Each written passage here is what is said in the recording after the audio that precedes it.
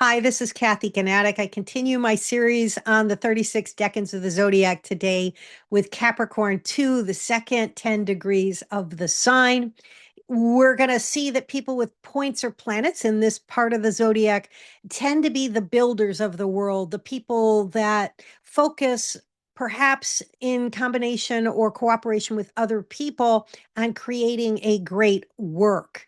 We see this reflected in the tarot card, the Three of Pentacles, that's associated with this part of the zodiac.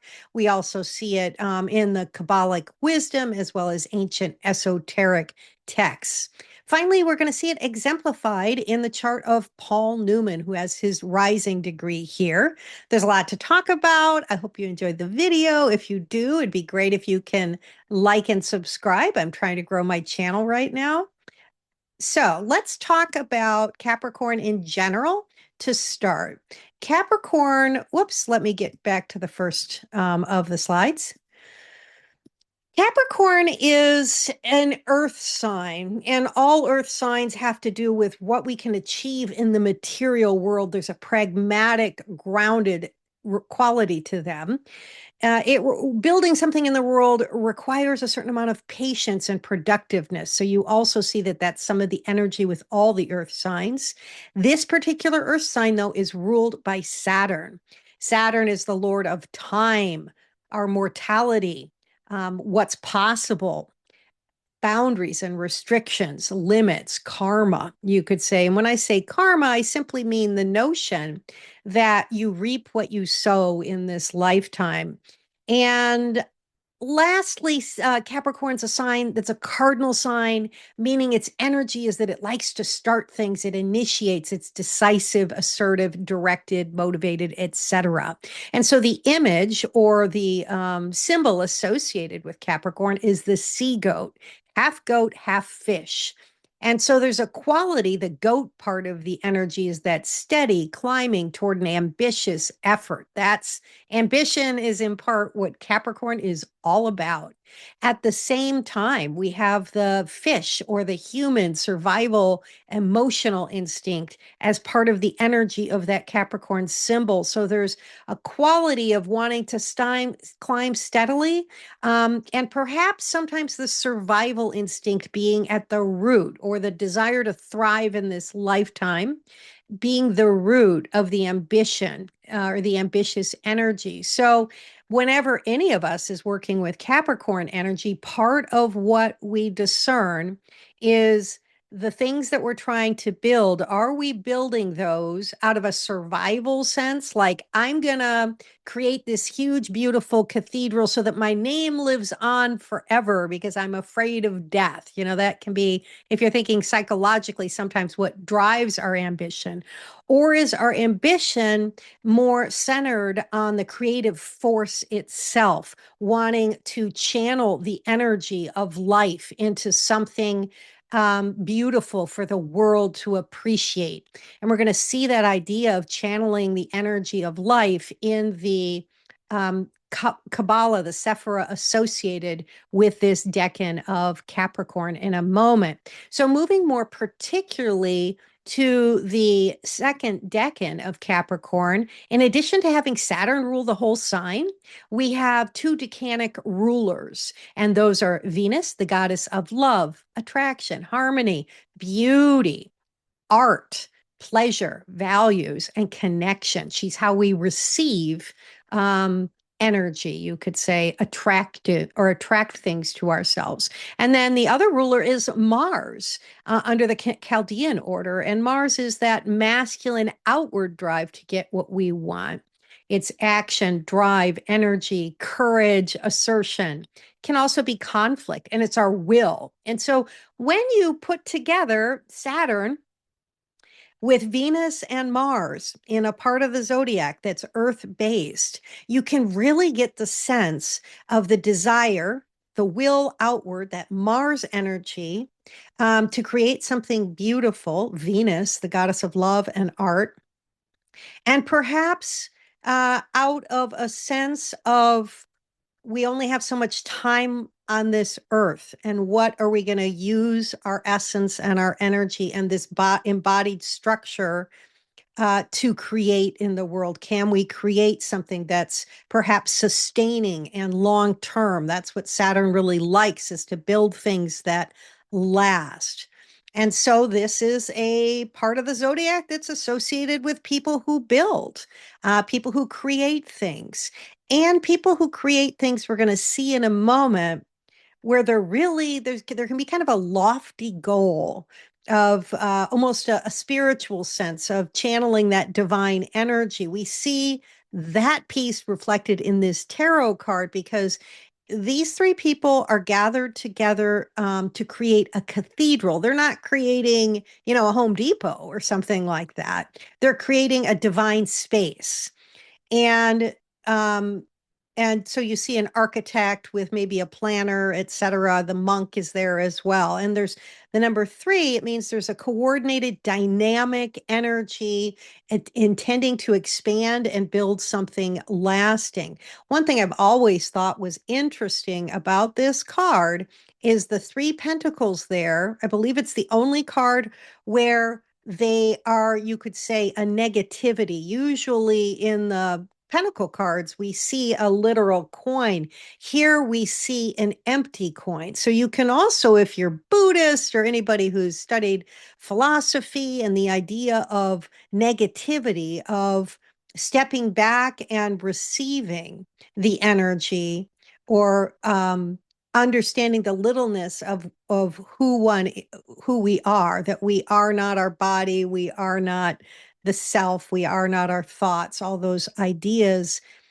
You can see that emptiness and the creativity of emptying oneself and receiving divine source and inspiration as built into this card as well. Again, it's a cathedral, so there's a certain spiritual quality to it. So again, the idea of not just building something ordinary, but the great work in a way, something that will be received by the world and appreciated over a long period of time for its beauty as a reflection of something greater than ourselves is part of the energy of this part of the zodiac.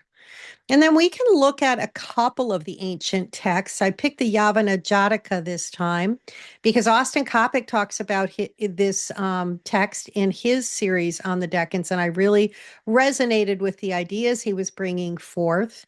And so the two texts we're going to talk about today that describe this uh, Capricorn II energy is the Yavana Jataka and Agrippa. And the Yavana Jataka describes this part of the zodiac as, quote, the second decan in Capricorn is a man of blazing splendor whose teeth are dark blue. He is handsome, having bound on his armor, sword, and helmet. He wanders about constructing river embankments, tanks, and aqueducts. So from this description, you see the building energy and building things that are going to support life, right? These structures of society that are not small projects, but that have an energy to them that brings forth I don't know, that creates something long lasting that will serve the greater good, let's say. And then we have Agrippa as the second of the ancient texts. And this text describes Capricorn II as, quote, two women and a man looking towards a bird flying in the air. And the signification of these is for requiring of those things which cannot be done and for the searching after those things which cannot be known. So we see here the part of this decan that's really can be about the ambition. Mars, which rules this decan, is exalted in Capricorn. When a planet is exalted, it's held on high. It has extra power. It's like a king or queen. And so we have our driving ambition, that Mars energy in Capricorn is exalted. And so there's a way in which the energy of this decan, while we can use it to create something great and beautiful, there is a possibility of hubris and overreaching and taking on more than we can achieve. And perhaps also a need to understand our limitations. That Saturn in Capricorn. What can human beings create and what is beyond their capacity? Um, And I also wanted to throw in there, I think it's really interesting because I have been doing these videos 10 days at a time over the entire year. And so we're at the kind of 3/4 of the way through point of the year when we get to Capricorn. And so this is the moment, if you think about the sun moon cycles, it's kind of like a third quarter moon when you're at Capricorn. And you're at this turning point where you have to decide what is sustainable and what you need to let go. And so that also fits with the practicality of this energy in Capricorn II around ambition. There's a limit to what human beings can and cannot accomplish. And having been through this whole project, I'm really feeling that energy now. Realizing it's the moment of over the next, I have, I don't know, maybe 8 videos left of letting go of the project and the intense pressure that you can feel during these Capricorn moments to create something, and what will it be and what will it not be. I think this is also interesting because today, by happenstance, we have a Venus cazimi in this part of Capricorn at 17 degrees, I believe, or 16 or 17. And Venus rules this decan as well. And Venus is about our values and as well as about beauty, etc. And so just sort of riffing on that and thinking about how Capricorn comes up against the limitations of what's possible and needs to pare back and see what's achievable. I just think it's interesting. And so if you have a planet or point in this part of the zodiac, you might recognize that energy, the pressure to produce, and also the need to realize when you've reached your limit and also receive assistance from others in the matter of producing. The assistance from others comes from that Three of Pentacles image, where we can see this is about cooperation and working with others. We also see that in the Tree of Life. We're going to see that in a moment, how it's a dynamic energy. So the Kabbalah's Tree of Life is a mystical diagram, and it represents the descent of the divine inspiration into the material world. And here we go from the number one, Keter, at the top where spirit descends, down through this lightning strike to Malkuth, which is the last of the Sephira that has to do with manifesting things in the real world. And this process illustrates how spiritual concepts take form and manifest in reality, connecting the divine and earthly realms. And so we always take the tarot card, the number of the tarot card associated with the decan, and that's the Sephira from the Tree of Life that's being activated or that's associated with this decan. Here, Capricorn 2, we're moving from Hokmah to Binah, from the number 2 to the number 3.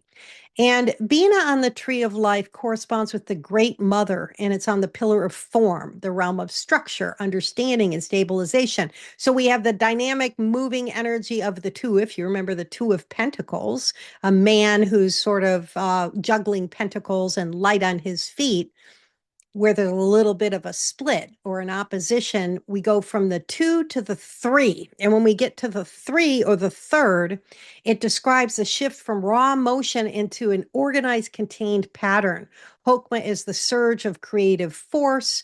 Binah is where that force is received, shaped, and given definition. So we see that in the Three of Pentacles with the building of the cathedral. We also see it with the reality that people with planets and points here tend to be people who build things in a way. In the Three of Pentacles, the effort becomes coordinated skill, labor, and intention organized into a shared structure. Binah's quality is containment, the discipline that transforms movement into meaningful construction. And in Capricorn, this manifests as craftsmanship, planning, and long-term vision. And so you see, when you think about building a cathedral, again, we're not building a Home Depot.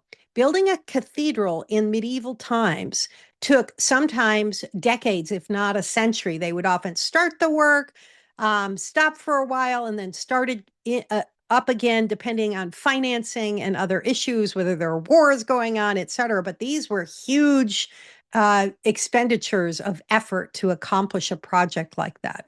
The figure in the Three of Pentacles, or the figures in the Three of Pentacles, if you remember that card, they're all collaborating within this defined framework, showing how material success requires both effort and design. This is Binah's lesson. Creation becomes sustainable only when force is shaped by understanding. And that's force is the 2 and understanding is the number 3. Those are the words that are associated with Hokmah and Binah, respectively.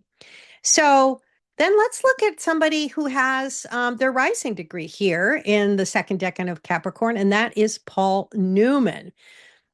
So he was an American actor, a director, a philanthropist, and an entrepreneur. Of course, I remember him from movies, but I also remember Newman's, I don't know, pasta sauce and popcorn. He made all kinds of products. I believe he donated. In fact, I know he donated, if not all the profits, but most of the profits to charity. So he not only was quite a successful actor who was known for his capacity to collaborate.